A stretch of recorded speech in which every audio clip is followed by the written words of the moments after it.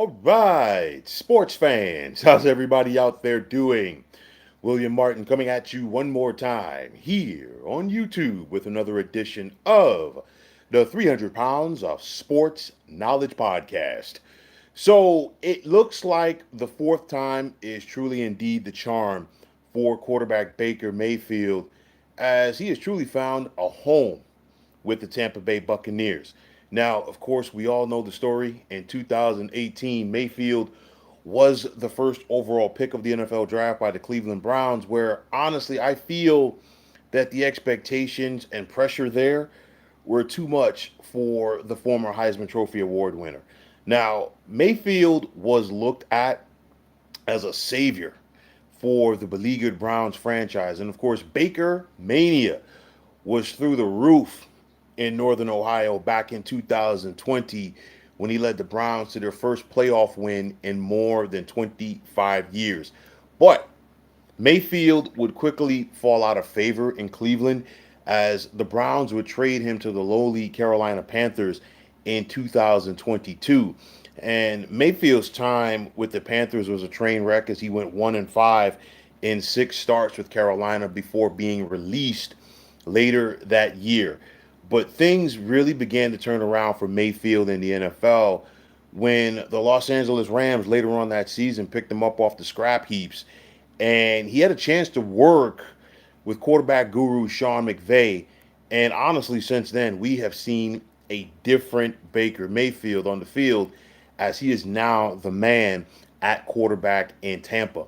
I say this because, of course, Baker Mayfield signed with the Bucs in 2023, and it was somewhat of an afterthought. I mean, he went there as a guy who you didn't know what he was going to bring to the table. Okay, on top of that, the Bucs were looking to see what they could piece together at quarterback because remember that was just when Tom Brady retired, and Mayfield, to his credit, has done a pretty good job having to be the guy in Tampa Bay after Tom Brady, albeit that the bulk of Tom Brady's success came with the New England Patriots. But still, Mayfield went into a situation where some people thought that the Bucs might be tanking for the first overall pick in the following year, and Mayfield and Tampa have done the exact opposite as they've gone on to win the NFC South in each of the last 2 years. While with Mayfield as their starting quarterback, the Bucs won a playoff game in 2023. And last year, Mayfield joined Tom Brady and Jameis Winston as the only quarterbacks in Bucs franchise history to pass for more than 4,500 yards in a season. And he also joined Tom Brady as the only Bucs quarterbacks with more than 40 touchdowns in a season as well. And for the first time in Mayfield's NFL career, I truly feel that he has found a football home in Tampa Bay. I think that this was a perfect landing spot for him.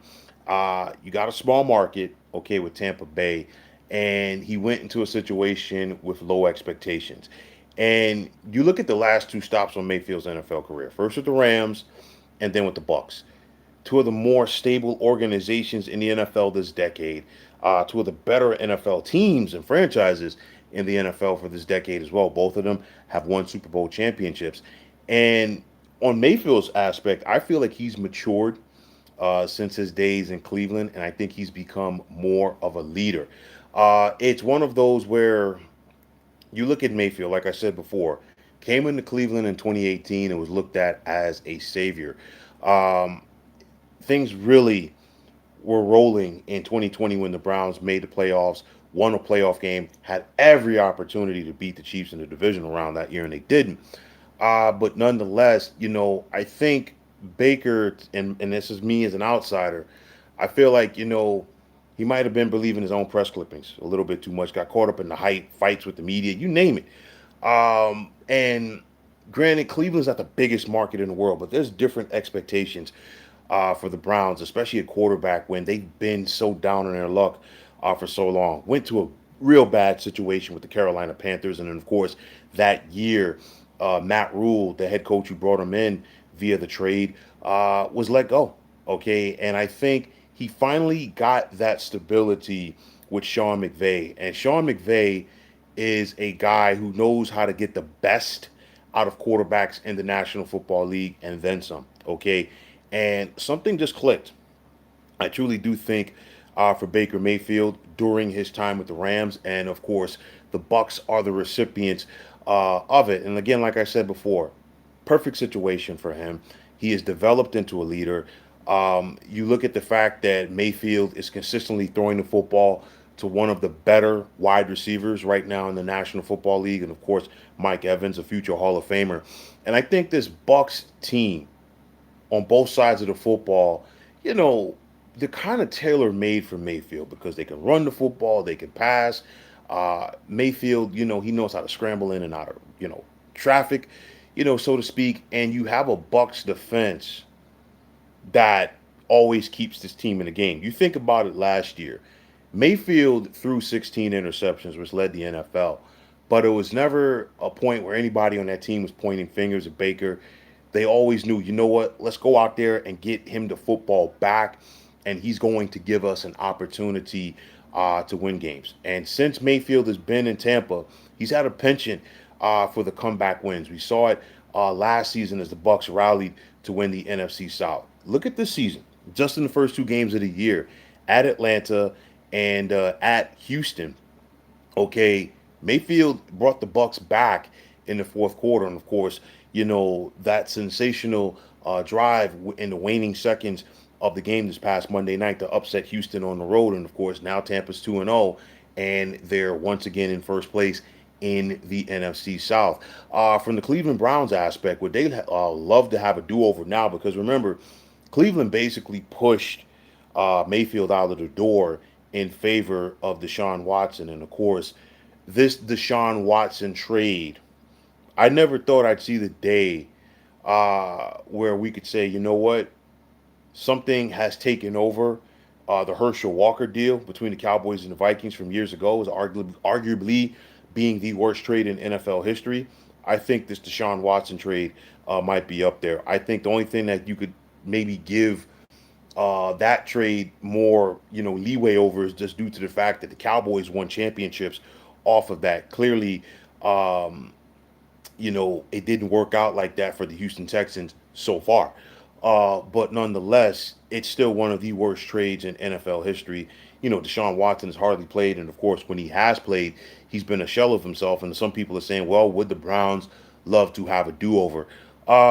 Yes and no.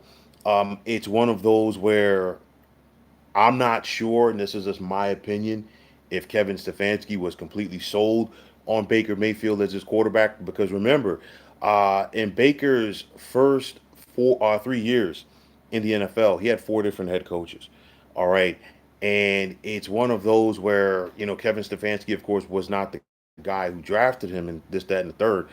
But of course, there was a lot of bad will there when they were starting, contract wise, looking at Deshaun Watson, you name it.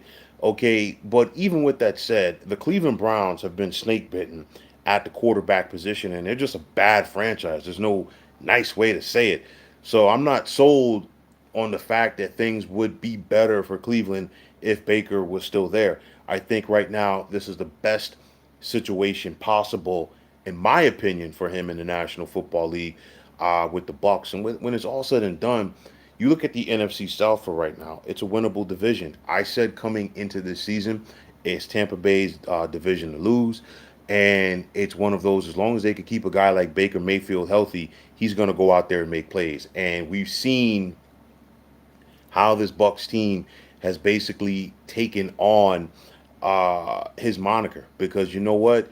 Baker is not a guy who's going to back down, and he's going to stick up for his guys. Just look at what happened this past Monday night with the Texans. You know what? He's going to leave it all out there. And, teams respect when their quarterbacks have that moxie. And Baker, he's always been like that with the moxie. You go back to his collegiate days, first at Texas Tech and then Oklahoma, and of course now in the NFL. But I think it's the perfect storm, if you will, for him right now with the Tampa Bay Buccaneers. And like I said, it's the perfect spot for him. And I think it's a football marriage that's going to work for the next several years. And who knew that, Tampa needed a quarterback just to compete, and fill up the roster a couple of years ago. and they found their franchise quarterback in Baker Mayfield. They brought him in for peanuts, okay, a couple of years ago as a free agent, and now he's their franchise guy, and he looks like he's going to be the guy at quarterback for the Bucks for the coming years. But nonetheless, if at first you don't succeed, try again. Didn't work out, and for Mayfield on several spots. Like I said, I think the pressure of being the starting quarterback for the Cleveland Browns, the expectations of trying to be a savior for such a bad team. And you know what? Having some success, I think it got to him a little bit, but I think this is a perfect spot for him. And like I said before, he's matured, playing some of the best football of his career. And again, like I said, it's a great football marriage right now for Baker Mayfield and the Bucks. But folks, that's going to wrap it up. And as always, I want to take this time out to thank each and every one of you for checking out the 300 Pounds of Sports Knowledge podcast here on YouTube. And as always, if you like what you heard and saw on this podcast, you know what to do. Just hit that like button as well as subscribing to this channel. Like I always say, it's greatly appreciated. Also, if you're on the X, formerly known as Twitter, you can check me out anytime at 300 Pounds of Sports. And like I always say, if you give me that follow, I will do the same. And it also goes for Instagram, where you can check me out at 300 Pounds of Sports Knowledge. Also, if you're on Facebook, be sure to check us out at the Sports Depot 365. And as far as I'm concerned, one of the better sports debating sites going on social media. But until next time, fine folks, my name is William Martin. I am signing off, and I'm saying thanks once again for checking out the 300 Pounds of Sports Knowledge podcast here on YouTube. Be well, everybody.